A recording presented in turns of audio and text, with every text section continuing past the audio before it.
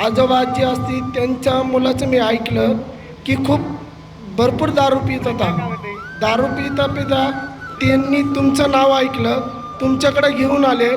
तर मी मंदिरात गेलो असताना मी ते ऐकलं त्यांचं की दत्तधाम सरकार म्हणून आहे संगमनेर. तर अक्षरशः तुमच्याकडे आल्यापासून मला वाटतं गेल्या पौर्णिमेला आले होते तुमच्याकडे ते.